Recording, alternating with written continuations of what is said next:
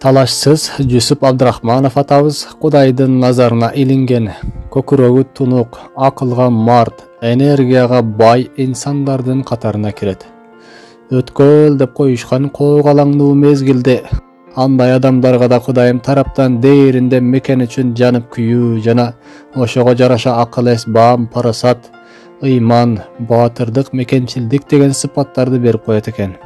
Ошол эле маалда тилекке каршы кет башынын кызыкчылыгын гана ойлоп, элдин мүлкүнө көз кызарткан, элдин кыйынчылыкка түшкөнүн, ачкачылыгын уруу ойногон адамдар да бар экен. Турмуштун мыйзамы ушундай экен, ак менен каранын согушу кыяматка чейин бүтпөйт. Башында акыл ашып ташкандын баары эле жакшы адам боло бербейт экен.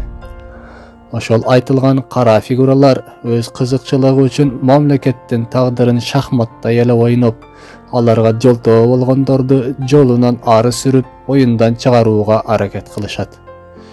Кудум эле ошол шахматтын өзү. Кара мүртөздөр напсисин тойгозуу үчүн мамлекетти тоноого тоскоол болгондор менен күрөшөт. Ак адамдар болсо мамлекетин коргоп, өнүктүрүү үчүн кара мүртөздөр менен каршы күрөшөт. Бирде ак жеңет, бирде каралар. Акыры баары шахматтын таштары бир кутуга салынган сыяктуу, буларда баары бир жердин астына берилет. Ошол жерден шахмат оюну бүткөнү менен адамдын иши бүтпөйт экен. Бизде кийин эсеп кысап, акырет, бейиш жана тозок деген дагы бар. Кудум ошондой эле Жүсүп атабыз да каралар менен мекен кызыкчылыгы үчүн катуу күрөшүп, аягында каралар Жүсүп Абдрахманов атабызды да көп кыйнап, пастык, арам жолдор менен бул жалгандан чыгарышты. Алардын баарын алдыда айтабыз. Айды этек менен жаап болбогондой, Аллах көтөрүп койгон даражаны пендеси түшүрө албайт. Бирок бул Жүсүп атабыздын жеңилүүсүн окшоп көрүнгөнү менен азабы бүтүп, ырахатына көчүп кетти деп дуа кылабыз. Жомоктордогудай эле акыры акыйкат менен бактылуу жашоо болот. Бирок бул дүйнөдө эмес. Жакшы адамдын өмүрү кыска деп коюшат элибиз. Ошол сыңары Жүсүп Абдрахманов атабыз да болгону 37 жыл өмүр сүрүп, ошол аз өмүрүндө саз жашап, эбегейсиз көп жакшы иштерди жасап, элине татыктуу кызмат кылып өттү. Анда эмесе каарман атабыз Жүсүп Абдрахманов жөнүндө кыскача баян кылалы. Калгандарын видеороликтерибиздин башка бөлүмдөрүндө дагы кенен эскерип өтөбүз. Жүсүп Абдрахманов 1901 жылы Ысык көлдүн азыркы Жаркынбаев айылында туулган. 1916 жылы Үркүндө үй бүлөөсү менен Кытайга качып, ал жакта ата-энесинен жана бир туугандарынан айрылып, иниси Токо менен тоголок жетим калган. Ал жактан бир жылдан кийин кайтып келип, орусча билгендиктен Караколдо гарнизондо ат багар болуп иштеп калат. Ошондон тарта коомдук иштерге активдүү аралашып, жаңы замандын турмушуна өзүн көндүрүп, абалга жараша жашоону үйрөнүп, алдыга умтула баштайт. Арадан бир жыл өтпөй Кызыл армияга жазылып, катардагы жоокерден эскадрондун командирлигине чейин жеткен. 1920 жылы 19 жашында ВЛКСМдин 3-съездине делегат болуп барып, Владимир Ильич Ленин менен бирге отуруп, Кыргыздын тарыхында Ленин менен баарлашкан жалгыз кыргыз ушул болду. Демек, Ленинге кыргыз жери менен эли тууралуу айтып берген алгачкы жана акыркы адам. Дал ошол жолугушуу кыргыз элинин тагдырында бурулуш окуя болгон. Себеби ошол күндөн баштап жаш комсомол Жүсүп Абдрахманов кыргыз мамлекетин курууну ойлонуп, изденип, аракеттенип, ошол максат менен жашай баштаган. 1924 жылдын 14 октябрында Кара Кыргыз автономиялуу областын түзүү каралып, кыргыз элинин улуттук мамлекеттүүлүгү түптөлүүнүн алгачкы кадамдары болгон. Аны менен катар эле кыргыз элинин азыркы географиялык картасы бөлүнгөн.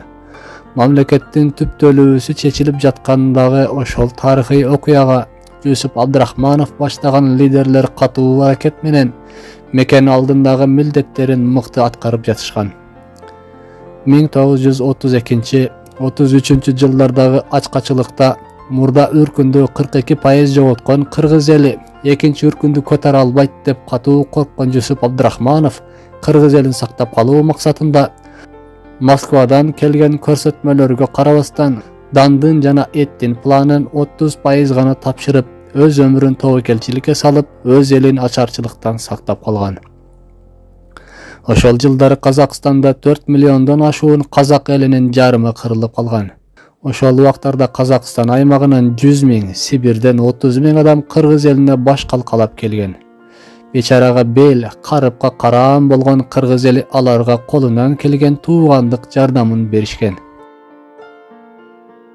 Жүсүп Абдрахмановдун чечимине ылайык качкындардын шартын жакшыртуу максатында казынадан атайын 150 000 рубль бөлүнгөн жана 1,5 000 жетим калган балдарды жетим балдар үйлөрүнө жайгаштырган. Жүсүп Абдрахмановдун бул кылган иштери Совет бийлигине жаккан эмес. Анын өзүн билемдикке салып, дам бербей жана казак менен Сибир элине жардам бергендиги үчүн көп өтпөй 1933 жылы ал кызматынан бошотулган жана партия ага карата Кыргызстандын данын чачып жок кылды жана уурдады деген айып тагып, сөгүш жарыялаган.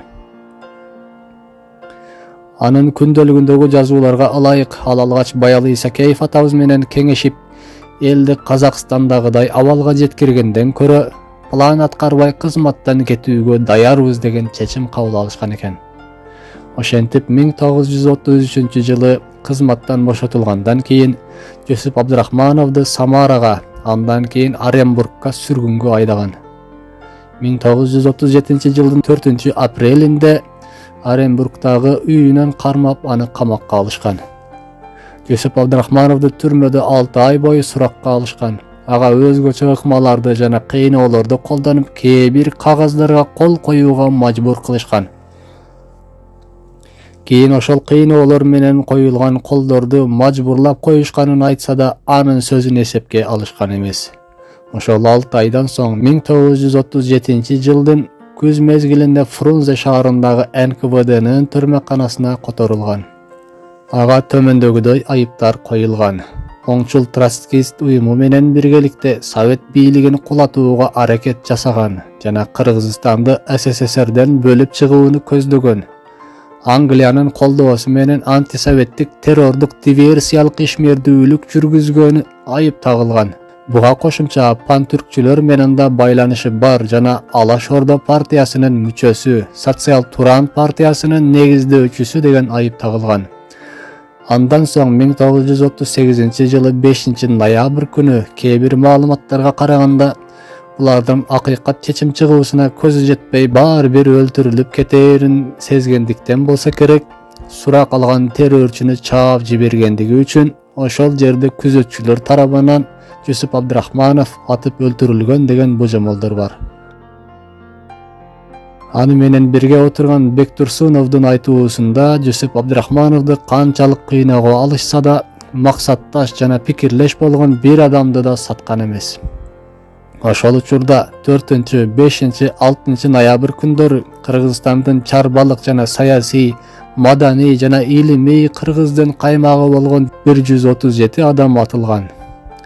Кылмышын жашыруу максатында НКВД кызматкерлери Жүсүп Абдрахманов атабыздын жана өзү сыяктуу бейкүнөө кайрандардын сөөгүн Чоң Таш айылынын четинде жайгашкан кыш чыгаруучу заводдун мешинин бир чуңкуруна түн жамынып ыргытып көмүп салышкан. Бул окуяга күбө болгон ДПУнун эс алуучу жайынын кароолчусу өлөөр алдында өзүнүн кызы Бүбүра Кыдыралиевага алардын көмүлгөн жерин айтып берген.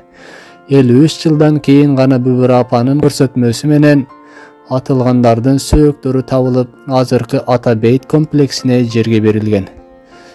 Ошентип ар кандай айла амалдар менен алсыз, аргасыз ак адамдарды жарга такап, ажалга айдап, көксөгөнүнө жетип көксөөлөрү сууган. Ушундай сөз бар.